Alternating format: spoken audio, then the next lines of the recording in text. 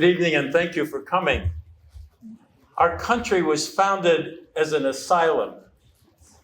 We are the descendants of men and women who left their land of birth to get away from hierarchy, which challenged their freedom and made them live lives that were difficult, if not impossible. And so they moved to a different land, establishing the right, the vision that we would have a country where all men and women are created equal and endowed with their Creator by certain inalienable rights. We opened our country to the poor. We said, "Send me your poor, your refuge, yearning to be free," carved at the bottom of the Statue of Liberty. And among those freedoms that we found most difficult was religion. We didn't know how we could get together on this religious issue. So our founding fathers and mothers gave us a roof under which we could live. And they gave us two challenges: to put this gigantic jigsaw puzzle together and to build the walls that will support that vision, the roof over which we all live, under which we all live. And so as our committee turned to the topic of religion, we turned to Jim Heft. We said, here's a man who not only has a distinguished career as an author, as a Catholic educator in Catholic higher education, but also as the leader of this Institute for Advanced Religious Studies, Advanced Catholic Studies, understands not only the theory, but the practice of how we maintain the freedom to exercise our religions together, not one over the other, but together. And so our aim tonight in inviting Jim is to listen to him and to understand once more how our vocation, our call, is to support the vision of our founders. Jim.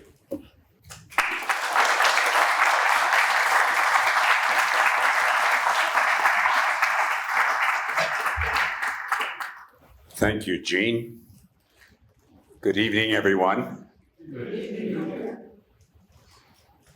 It's a privilege to be here to talk about a very simple topic. There was a question of whether there should be security hired for this evening, but so I have been instructed that I might talk about an hour. That seems to me to be excessive. On the other hand, somebody looked at my outline in the community where I live and they said, that is excessive. So I'm going to try to cut the difference and see if I can't say some things that would be helpful in the life of, for me as a Catholic, but not just as a Catholic, but as a person who has grown up in an ecumenical situation. And what I mean by that, Freud said that a lot of who a person is pretty well determined by the age of 8. I agree and I disagree. I agree that a lot happens early on, but it almost sounds as though the person is sound, sealed, and delivered at 8. I'm going to tell you a story about something that happened to me at 7. That was a defining moment in my life, much more than I realized at that moment. But subsequently, as the years passed, it became very clear to me. This topic is not really a simple topic to explore. By way of introduction, I'm going to give you some sense of what I would call a rather extraordinary shift in history and culture that has taken place over the last 75 years, precipitated in part by 2 world wars, horrendous wars, that in fact also destroyed 1/3 of the Jewish population of the world.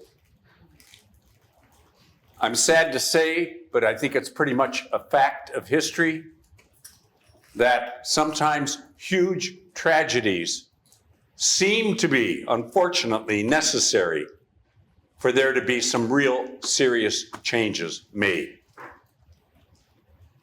So, my mom and dad were farmers.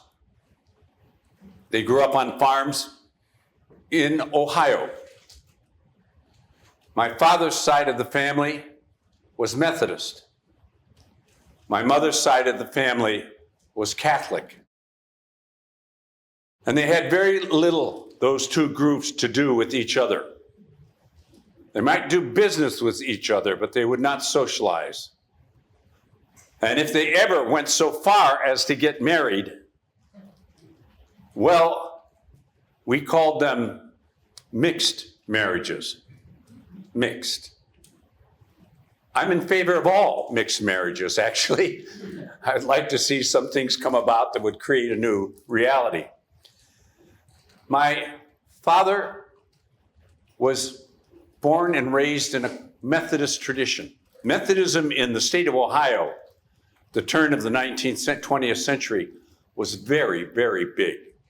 There were many more Methodists around than there were Catholics. My mother, Roman Catholic.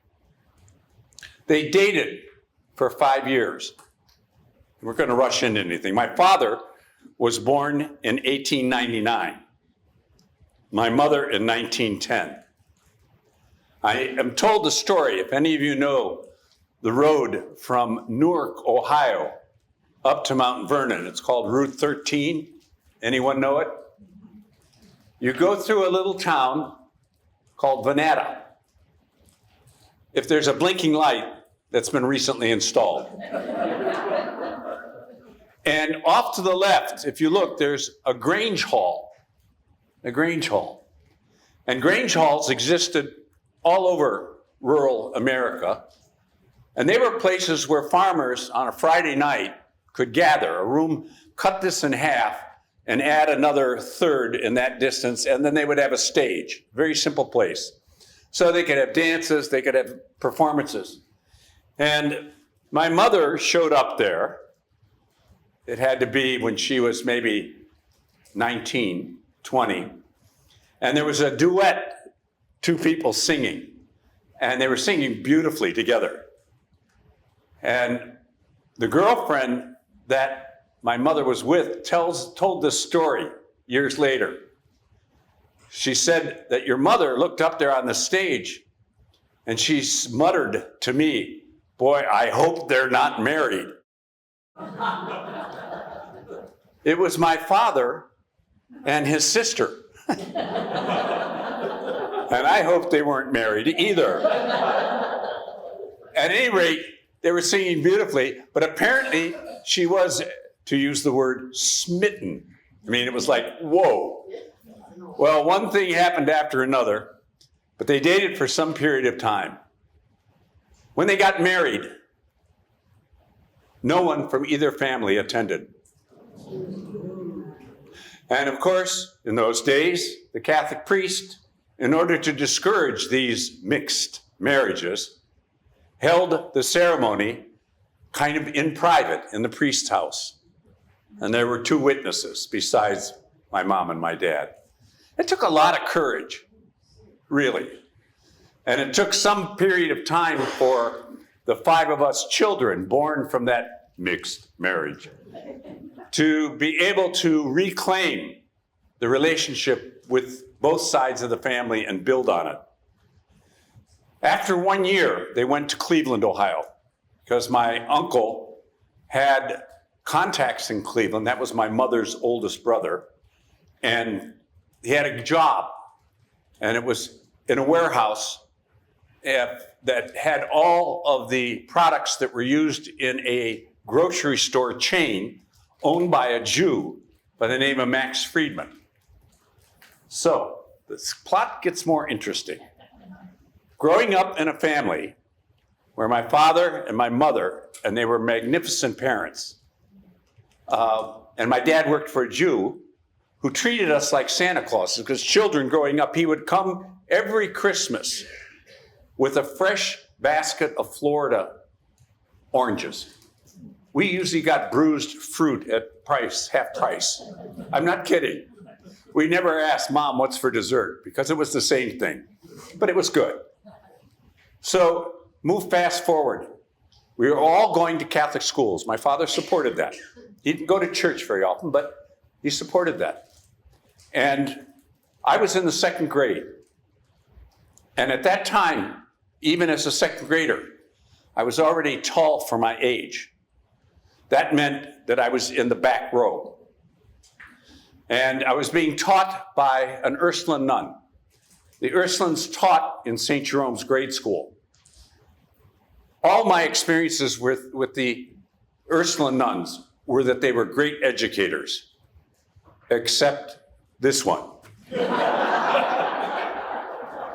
She was a bit loopy. So we're talking about 1950, 50. I'm sitting back there trying to be a good boy. And it seemed to me, to this day, this memory is so vivid that I cannot recall it without emotion. So out of the blue, she says, if you're not Catholic, you won't go to heaven. And I'm close to my dad and my mom, but my dad in a special way. I stood up and I yelled. I said, that's not true. And the next thing I did was I hit my fist in the desk and I pointed right at her. I said, that's not true. My daddy's gone to heaven. I was angry. And I knew I was right. Now, as vivid as, it's still emotional for me, as vivid as that moment was, I don't really recall what happened after that. I don't know. Honest to God, I don't know if she sent me to the cloakroom or if she, sent me to the principal's office, whatever it was. But that was a dagger in the heart. Years later, I was doing studies. She could well have been a disciple of an eccentric Jesuit by the name of Leonard Feeney, who was a chaplain, a kind of informal chaplain at Harvard, very clever, very bright, who was claiming the old axiom that came from the 3rd century, early 4th century, extra ecclesiam nullus salus. Outside the church, there is no salvation. And he was saying that should be taken literally. Anybody who's not a Catholic, he was excommunicated in 1950, but the news didn't get yet to Cleveland. So here we are. She could well have been a disciple of Feeney. And I also say to you that in 1950, the papacy condemned that interpretation. Sent the message to Cushing, who was not yet a cardinal, Archbishop Cushing in Boston, and said, this is not Catholic teaching. You might say, well, when did that happen? Well, it goes back some time, actually. But it's amazing how many people don't get the memo. So that was one experience that was very powerful for me. I say with very real reason, I believe that we live in amazing times. Some people feel everything's going to hell in a handbasket.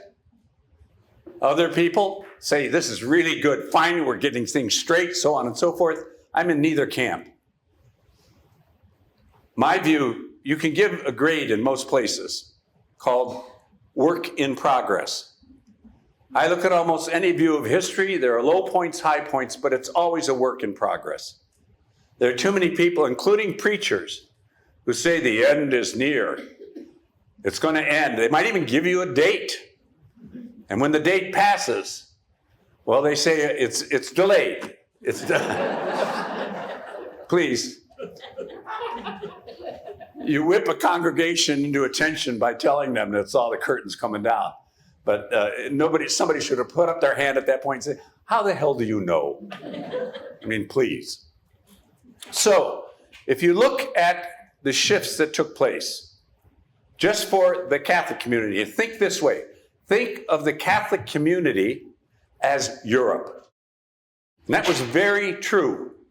Concentrated in Europe, the number of Catholics compared to anywhere else in the world. Really, up until, say, the 1930s, 40s, and so on, Europe was the place, right? Big difference now is things are truly globalized. So what you have is a period of time, and I'm not going to go through all this history, but I think it's important to have this in your head. A period of time that hammered the Catholic Church with a number of experiences that made it more and more defensive. More and more pulling back and opposing enemies that were surrounding the Vatican and surrounding the church. For example, the Protestant Reformation. The Protestant Reformation. It's one thing to say to the Eastern Orthodox Church in the 11th century, those people over there that speak a strange language called Greek and so on and so forth, they're over there and we don't know really what to say about them. It's sad, we're split, but it's not in our midst. The Protestant Reformation was right in the midst. And any of you who can have access to recent histories done by first-rate historians, Protestant and Catholic, first-rate historians, will get some good insight into why this was such a difficult, complex problem. I mean, it wasn't just Luther who had no reason to do what he did. If you read that time carefully and what he was looking at and what he was exposed to, it wouldn't take much for me not to be a Lutheran. And I mean that quite sincerely. So at any rate, trauma number one. Trauma number two, the French Revolution, out of which my religious order, the Marianists, Father William Joseph Chaminade, was founded. And it was an effort by that time not aimed primarily against Catholicism, but against the Enlightenment, which was not seen to be that enlightening, but seemed to be populated by a number of individuals who had a deep anger with the Catholic Church. Sometimes for a reason. For a reason. When you look at what the official Catholic teachings were at that time about religious freedom, freedom of conscience, so on, no coercion matters of faith, that doesn't come until the 1960s at the Second Vatican Council. Before then, it was like, release us from, as Father Gene said in his introduction, hierarchy that is overreaching and too much control. Too much control. We want freedom, religious freedom. So it's important to see this second trauma of France as not opposing Catholics or Catholics versus Protestants as much as dealing with this burgeoning, growing secular culture that intellectually was pretty aggressive with a few people and clever people like Voltaire and so on. And then you go on to another major shift, and that was both of these world wars. In between that time, the Catholic Church really wanted to dig its heels in, and what it did was it wanted to have some respect, greater respect and greater authority given to the Pope. You want to say, well, wait a minute, this seems funny because what religious leader of any one of the Christian churches has the coverage that the Pope gets? National media, international media covers a conclave. A movie is produced about it, you know? All this kind of stuff. People watch it. They're always curious. And what was it? An intersex Pope was elected. Oh, I don't want to take the end of the movie and let it out there. But at any rate, So we come to this last trauma, and the reaction of the Pope is his authority. Do you know that 2 popes were put in prison by Napoleon? Imagine this today. Somebody riding in, maybe Putin, I don't know. Take your pick. Goes into Rome with some troops, captures Pope Leo, and takes him up to St. Petersburg and puts him in prison for 4 years, where the Pope died. And then a couple years later, did it with another Pope. I don't know if you knew that. And Catholics were getting a little pissed. And they said, we want to make this, give some authority to this person, some respect. And of course, the idea of respect is power. It's a big mistake. Big mistake. It goes on all the time. So they proclaimed the doctrine of infallibility. Not that you asked, but I wrote a long dissertation on this whole problem. And if you want to know, I can give you another talk, but we'll leave that one go. So all this is going on. Vatican II comes along. John the 23rd was elected. Remember, the previous pope lived how long? Very good, 20 years. Pius XII lived 20 years. And they decided, well, what we're going to do is let's elect an old guy that is not going to do much. I'm not kidding. This is what it is. So this guy, Giuseppe Roncalli, and a wonderful sense of humor, the stuff he talks about. One time he was sitting there when he was first made a bishop. His mother was still alive. And he was looking at the ring and going, Mom, wow, this is just too much. I can't. She tapped her wedding ring. You wouldn't have that if I didn't have this. That puts it in perspective. Or when a group of Protestants he personally took around the Vatican for a tour, and somebody asked, Your Holiness, you know this one, how many people work here? He said about half. He just had this refreshing kind of humor.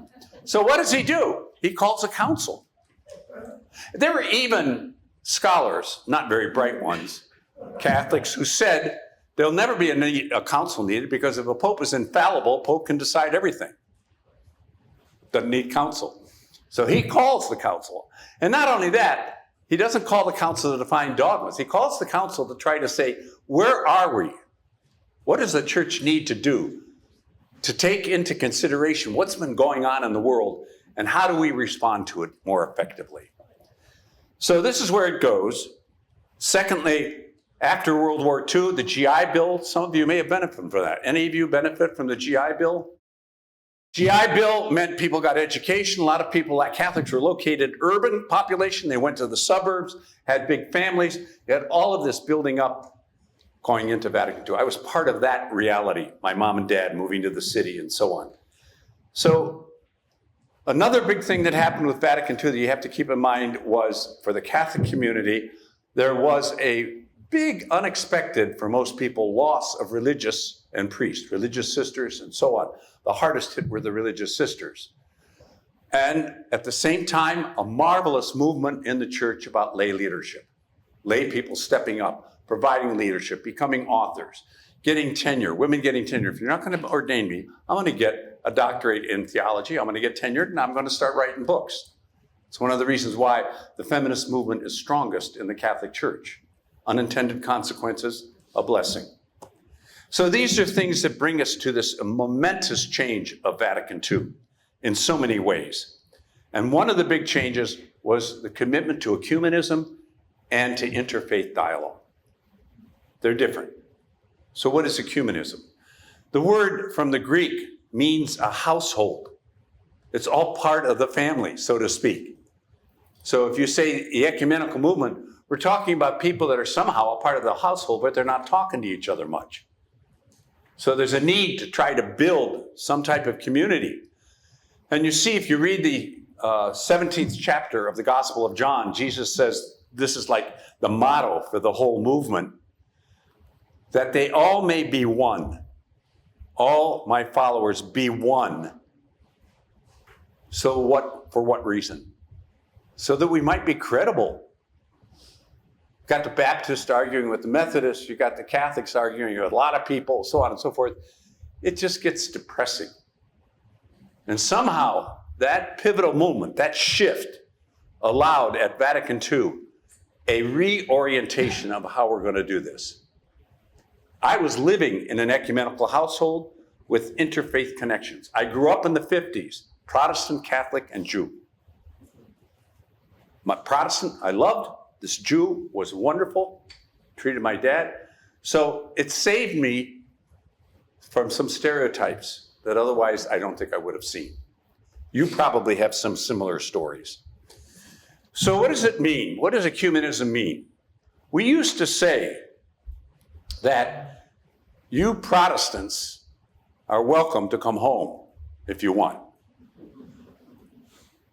Thank God we don't talk that way anymore. Somebody will say, yeah, and you're wusses now, and you're no longer standing up for the truth, and you better stand up for the truth and tell these other people what they don't want to hear, namely, you're heretics.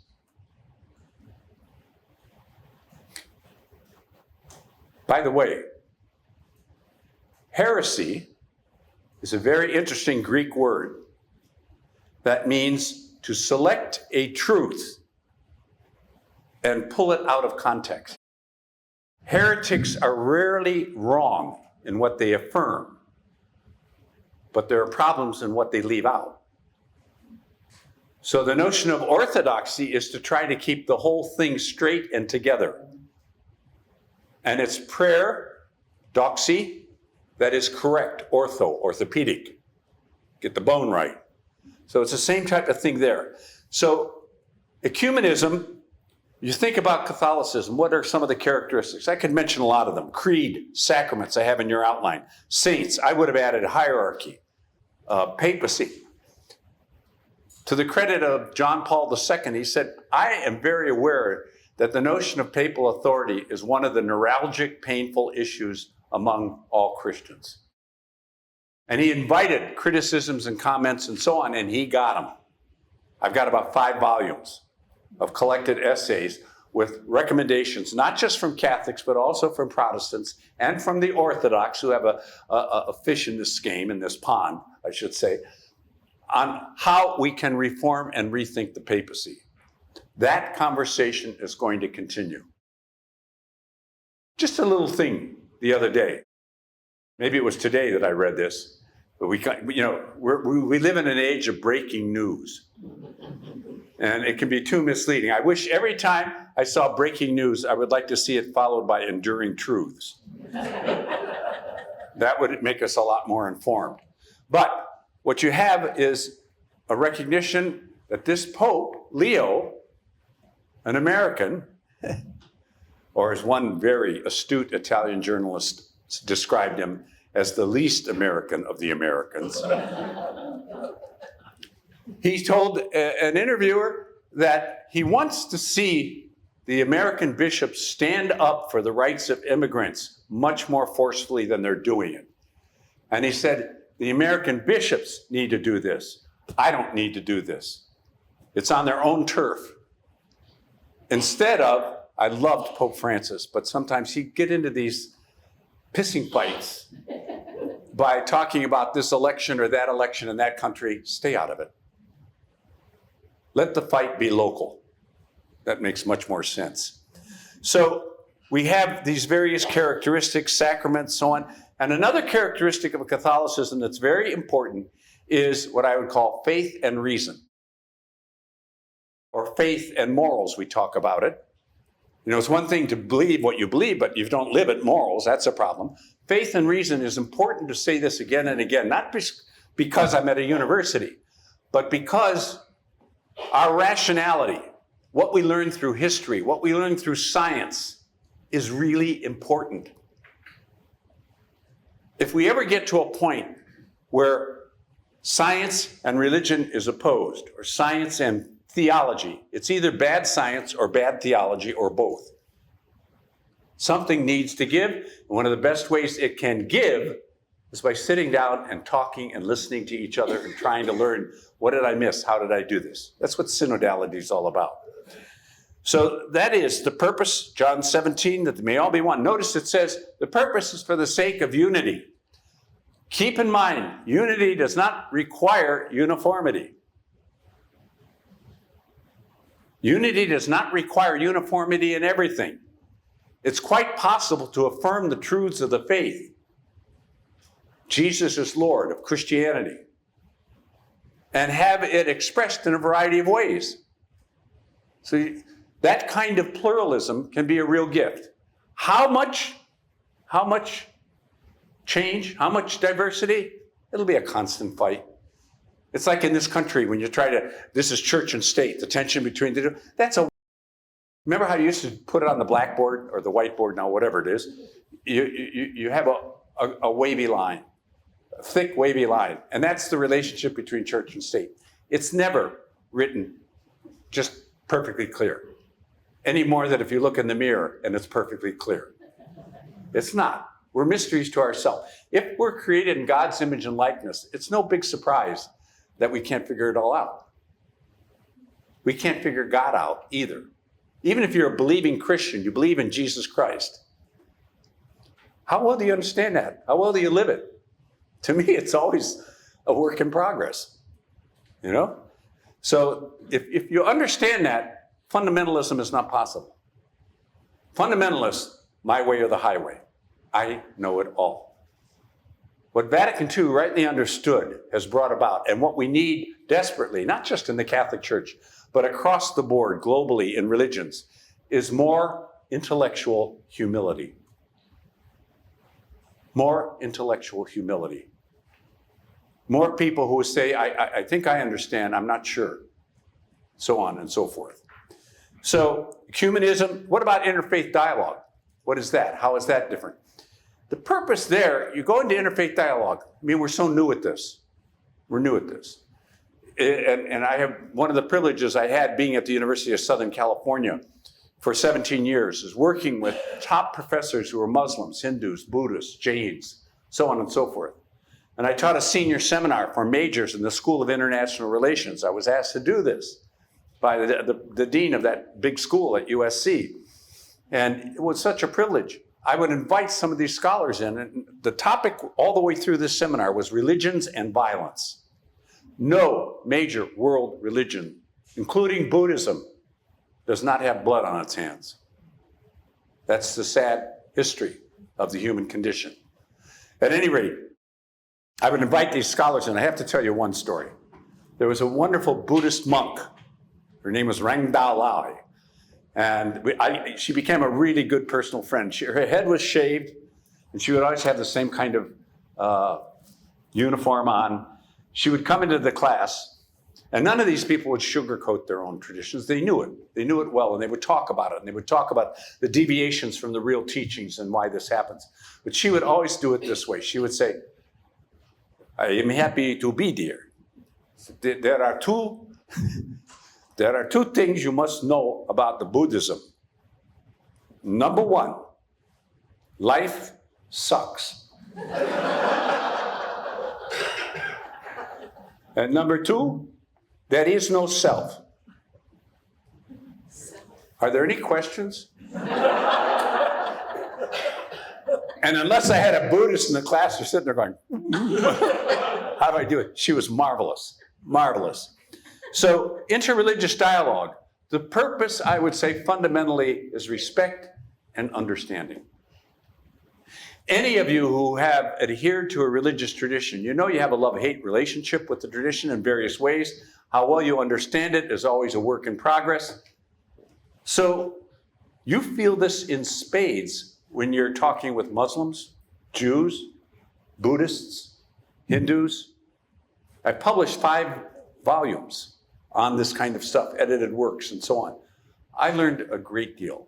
And among the things I learned was there's a lot you don't know. It's a lot you don't understand. You know how you say, we use this in the university setting all the time, you know, the more you know, yeah, the less you know, the more you don't know.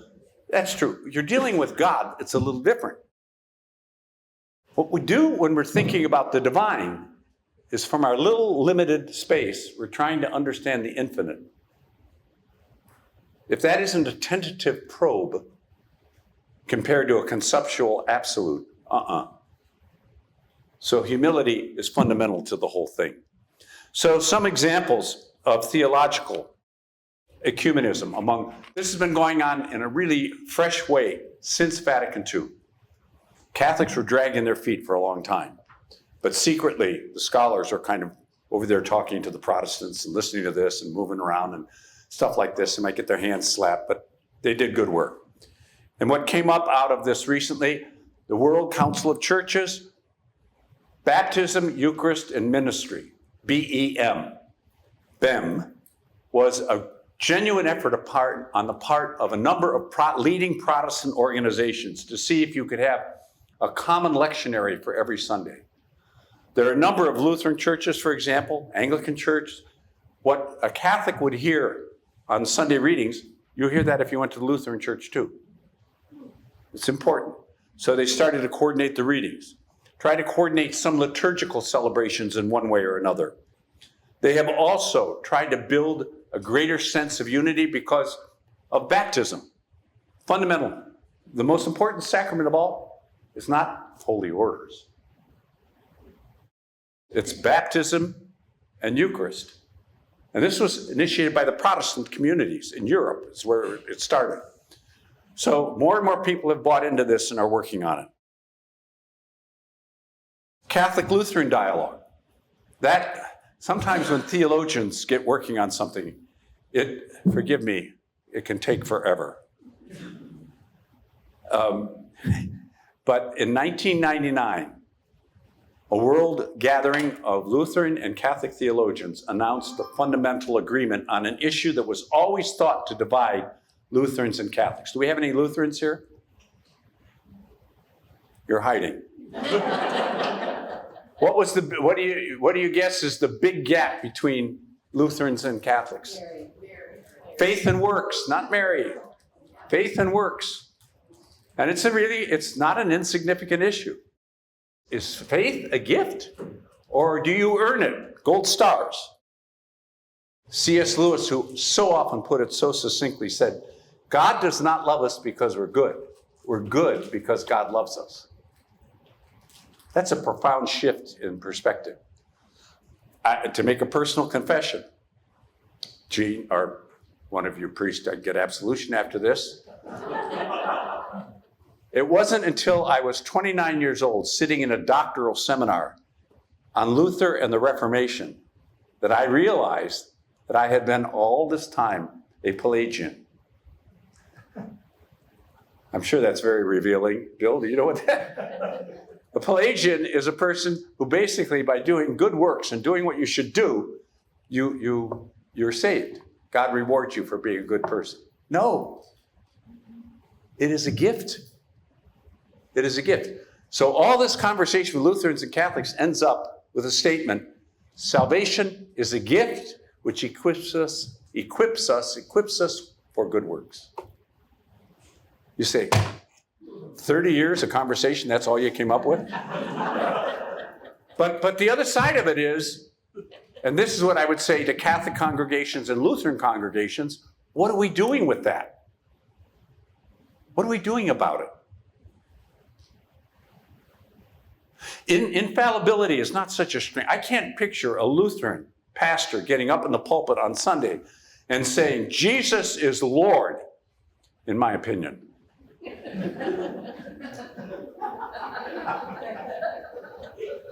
I say that as absolute truth. If you want to understand an aspect of infallibility, it is circumscribed. There's so many hedges on it as to what could be said or declared to be that it's a pretty good protection against distortion. Not perfect. There is no such thing as a perfect protection. So the movement to greater unity among the Orthodox Church. The Orthodox Church, the 13 patriarchs in the Orthodox Church. The Ukraine war is a tremendously difficult period for the Orthodox Church. And you have to ask yourself, how they were getting close to having the first meeting in almost 1,000 years to try to bring all the patriarchs together, the Russian, Constantinople, Coptic church, so on. Bring them together to try to talk. And about 7, 8 of them came together. Others did not. This is a tragedy. So they have their own challenges. There are wonderful gifts in the Orthodox Church, a deep mysticism, a deep kind of sense of the power and the gift of the Holy Spirit, some profound rituals of liturgy and so on, monastic traditions that are very rich, Mount Athos and so on. All those things are really good. Okay. How we build that. One little point that's interesting, the Catholic Church describes its relationship officially with the Orthodox churches. That's about 350 million people. 350 million Orthodox Christians. As they are not in heresy, they teach what is correct. And that would mean for a Catholic, you could receive communion if you went to one of their services. Their priesthood is valid, but they're in schism. That is, they're separated from being in kind of administrative unity within church. This should be able to get over, pardon me, in a quick way, but it's taking time. So that goes on.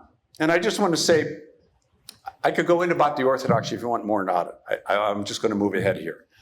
Let me go about faith, the interfaith conversation. I've had most experience with Jews, and the relationship that the Christian church has with Jews is unlike any relationship it has with any other religion. There would be no Christianity had there not been Judaism. There would be no Christianity. Jesus was Jewish. All the first disciples were Jewish, right? So at this particular point, I want to say, this is usually when you're talking with Muslims, they will usually speak about monotheistic religions, Judaism, Christianity, Islam. And they will say, we're all religions of the book. So it's a nod to what we have, a common ground. You're trying to find some common ground. You say, we are religions of the book. And I say yes and no. That's what you pay scholars to do. What do I mean yes and no? I think for Muslims it's very appropriate, especially traditional Muslims believe that the Quran, if you read it, ever sit down and read it, you will run into Old Testament texts and New Testament texts again and again and again. Most of it is drawing on those and assembling them and then interpreting them a little differently. For example, how many of you know that Muslims do not believe Jesus died on the cross? Okay, very few of you. That would smack us, first of all, as kind of a disrespect for what for us is our salvation. But the reason Muslims say this is because Allah would never allow such a great prophet, only a little less than Muhammad, such a great prophet as Jesus, to have such a terrible death. That's their reasoning, all right? They think about it. They believe Mary conceived Jesus virginally, but they don't believe Jesus is divine, but they believe him a great prophet. There are all kinds of ways you can start talking and having really fruitful conversations with Muslims. But they believe, the traditional ones, that the Quran was basically dictated to Muhammad by Allah and written down. For Jews, it's not, the Jews don't have the book. They have books. They have a whole library. If you look at the Old Testament, you look at the Christian Bible, 2/3 of it are the Jewish scriptures. Why would we do that? Because we're lost without that. Do you know that it wasn't until 1967, with reforms out of Vatican II that ended 2 years before, that every Sunday, except during Easter, there is a first reading from the Old Testament. There were no readings from the Old Testament before that. And those that are reviving the 1962 Mass and restoring the Latin and so on don't have any Old Testament text. Big mistake. Big mistake. So, what about Christians? Is Christianity a religion of the book? Well, the Bible is sacred. We think of it as the Word of God. Yes, but Christianity is not first a book. Christianity is a person. It's Jesus Christ. And through the text is one of the ways we can encounter, as we can in prayer, as we can in service, as we can in loving our neighbor. God is love. You love deeply, you're not far from God. That's all rather basic, very important. That's why just a little thing. You have a Sunday reading of a text, and I don't know if you've seen this, but you have a situation where someone finished the reading, and then they have the habit of holding up the book and say, the word of the Lord. No. The word of the Lord is not the book. That's where it's written. The living word of the Lord is pronouncing it in faith, proclaiming it. That is powerful. So these are some things that are important about building bridges. I could, and I won't, but I could go through this marvelous encyclical of Pope Francis that came out in 2020, right before COVID, which is based on, it's Fratelli Tutti, being brothers and sisters with everyone. Brothers and sisters with everyone. Fratelli Tutti, all of them. And at the core of it is a conversation with the Muslims. I have text I could read from here. It'll be for the course we'll teach later. But I think it's really valuable and beautiful. Okay, Asian religions. Still another one. Asian religions, I think remember how I said with the Orthodox churches are like over there. Eastern Europe, Russia, over there, that's another world. Christianity is in the West being Europe and the United States and Australia, these kind of things. Well, if you look at this, the question that I think is really important is we don't have a whole lot of contact with Asian religions. I don't know how many of you have really good friends who are Buddhists or Hindus. But and there's also monotheism, a strength and a weakness, is their doctrines, their teachings that are claimed, writings. Asian religions tend to be more of a wisdom culture. You have the sage. It's about how to live. So it's all in a different key. Some of you may remember years ago, Anthony de Mello, who was a Jesuit, and he wrote a number of these little books that were always paradoxes one way or another. One hand clapping, and this, what does this mean? And he was constantly pushing the fact that there was paradox and there was stuff we didn't understand.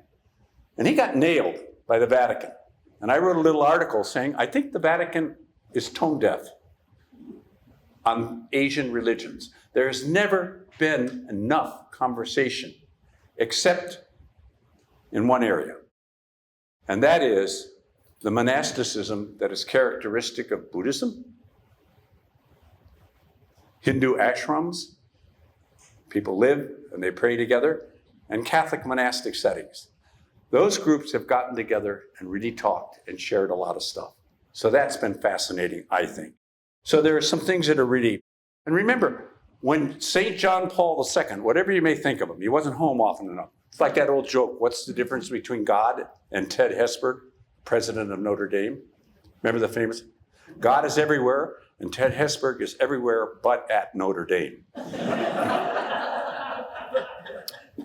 Dr. Ponens here knows that, being out there and about and doing your work. So the key thing here in these world religions, St. John Paul II says, let's bring together all the leaders of world religions and we have a prayer vigil for peace. At the time, his theological advisor, Cardinal Ratzinger, raised a number of cautions. This could be syncretism. This could be bringing together things that are not really united. You can't do this. You're going to blur the edges. There are differences. And of course, it was really hard to tell Pope John Paul II anything to do. And he did it. And Ratzinger became Pope. And he continued it. One of the things that is fascinating to watch as I get older, I am now older than the Pope. By more than a decade. Think about that. You too. Even more than me. And you look pretty good. Somebody came up to me yesterday and they said, how old are you? I said, I'll be 83, my next birthday. And then he said, well, you look pretty good. What's the secret? I said, celibacy.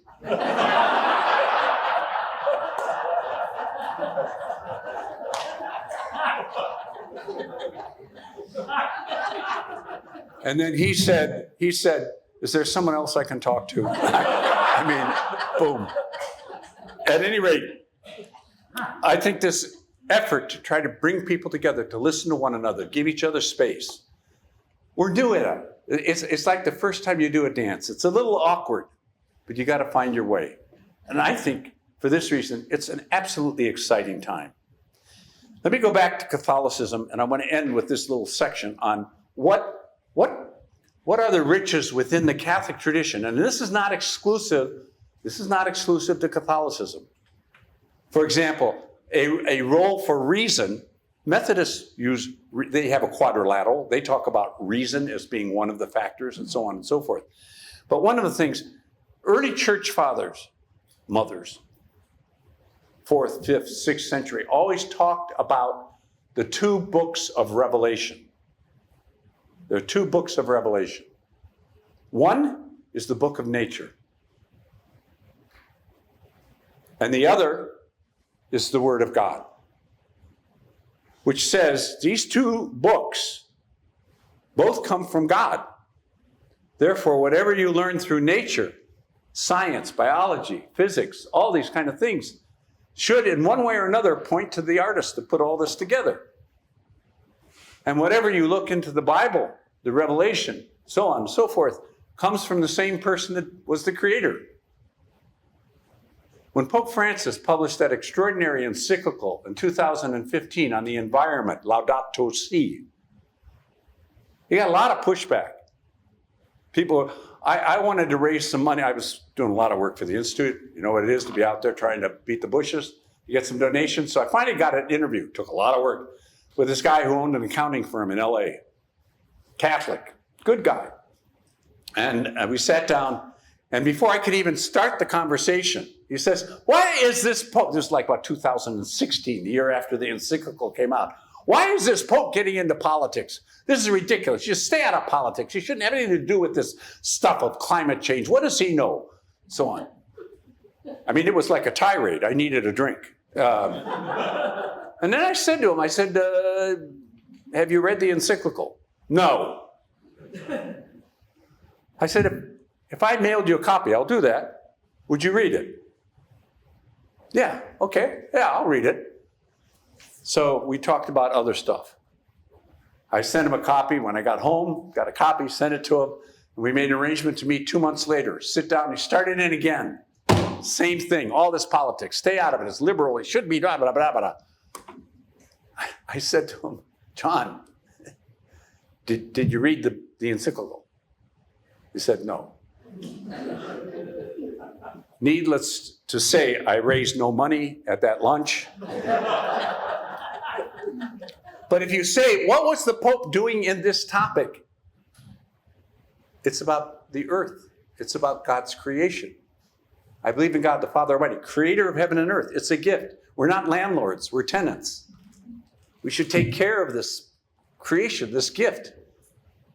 And then he tried to blend in the science, and all the way through, he's constantly saying, can we talk about this?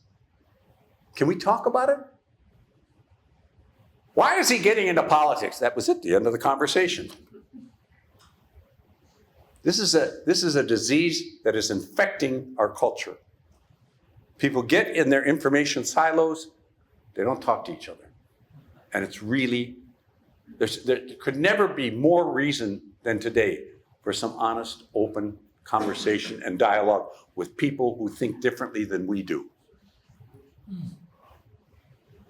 It's really a privilege if you can do that. Let me end with one other story. So I formed a friendship with a guy who was in a Hollywood HBO movie. This kind of stuff happens in LA. It's kind of fun. And since I was the Catholic on the faculty at USC, if somebody called and said, we don't know what the Latin language about this, we got something, they always sent the person to me.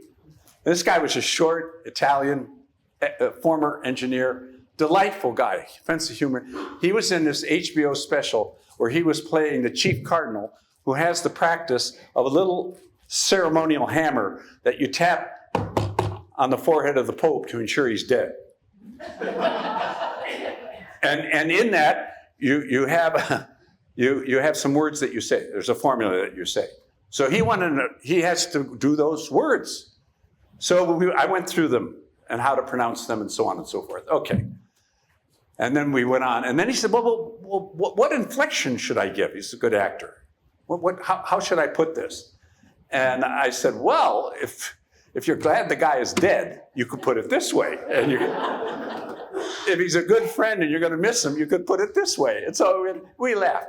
About every month, we talked to each other. He would call. Just wanted to talk. He was Catholic, raised Catholic, hadn't been to church in 30, 40 years. Develops brain cancer. Goes through a lot of treatment, surgery, so on and so forth. Not working. Stay close to him. His wife calls me late one night and said he's not well and he wants to see you, and I think maybe you should come and talk. So I went out to Brentwood, was where they were living, you know, LA. And she said to me on the phone, he may not be saying, no, it was when I went in the front door with her. He said, he's on the couch, he may not say much. We had an African over his lap. And there he was. He talked animatedly for about 20 minutes, just like this. And then at the end of the conversation, he said, I want a Catholic funeral. I said, okay. I didn't say, but you haven't been in church. You've been to confession recently. I said, okay. That night he died. They called me back. I went to the house. The whole family has 4 children, adult children. And I told them, I said, your dad wants a Catholic funeral. They said, really? What do you, he said, he knows so many people, a lot of Jews, everybody loved him. There are going to be a lot of Jews. I said, that's okay. I happen to have a good pastor, like Father Gene would have been, Francis de Sales. I got this problem. Can I use your church? Go right ahead. Go right ahead. The place was packed. I chose the music carefully. Came time for the sermon. I used this Hasidic story. And it goes like this. There's a great rabbi, very venerable, had a group of 10-year-old boys he was teaching, and he asked them, can any of you tell me the exact moment that night ends and day begins? And like students from around the world, when they don't know the answer, they lose eye contact. They're looking down. Finally, the rabbi says, maybe I'll nudge him a bit. And he says, maybe, do you think it was the first moment that you can tell the difference between an olive tree and a fig tree? And one boy with courage put up, yes, Rabbi, that's when you can tell the difference between night and day. He says, that's when night ends and day begins. The rabbi says, no, it's not. Night ends and day begins when you can look on a stranger and see the face of your brother or your sister. And Joe Atanasio knew no strangers. Came time for communion. What do you do? What do you do?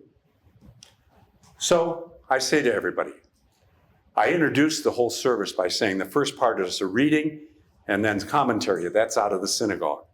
Second part, bread and wine. It's a Seder meal. I said, the Mass, the Catholic Mass is straight from the Jewish tradition with a different way of doing it. So I finally said this to him. For those of you who are Catholic and you believe that Jesus is truly present and you're comfortable with the sacrament, come and receive. If you're not comfortable with the sacrament, you're a Christian, cross your arms.